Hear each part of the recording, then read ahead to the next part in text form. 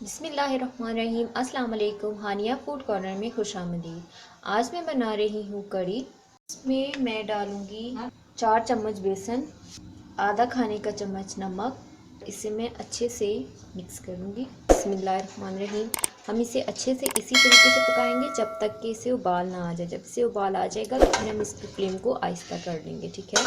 और यहाँ पर मेरे पास जो है वो मक्खन वाली लस्सी है। तो जो दही वाली होती है वो नहीं है, जो मक्खन हम निकालते हैं उसकी जो लस्सी होती है वो है। इसे उबाल आना शुरू के उस दौरान जो है मैं इसमें 8 से 10 जबे लहसुन के डाल के आधा कवर कर दूँगी और फ्लेम स्लो कर दूँगी। रहमान रहीम। कड़ी जो है वो हमारी तैयार हो रही है और जब तक जो है हम पकोड़ों की तैयारी करते हैं। और इसके लिए मैंने यहाँ पर बेसन जो है वो मिक्स कर लिया था।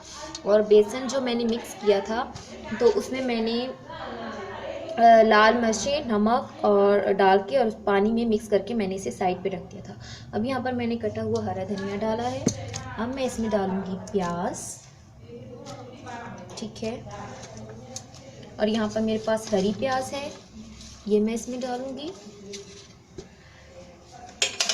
और हरी मिर्ची कटी हुई ये मैं डाल के और पकोड़ों के जो मैंने मसाले यानी मैंने जो पकोड़े बनाने हैं उनका बैटर जो है वो मैं अच्छे से तैयार करूँगी।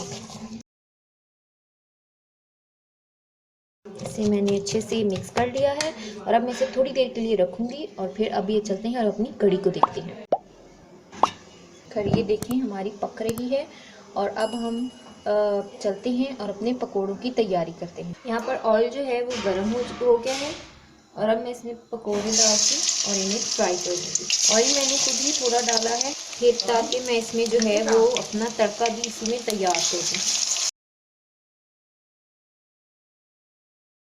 अच्छा जी, बिस्मिल्लाहिर्रहमानिर्रहीम। यहाँ पर पकोड़े जो हैं वो तैयार हो गए हैं और अब हम इन्हें कड़ी में डाल देंगे। और इस तरफ हम जो है वो तड़का तैयार कर रहे हैं और जैसे ही तड़का तैयार हो जाएगा तो वो भी हम फिर कड़ी में डाल देंगे।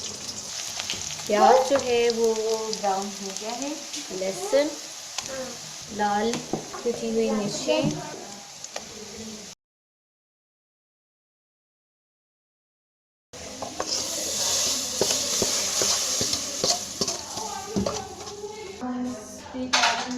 हरा धनिया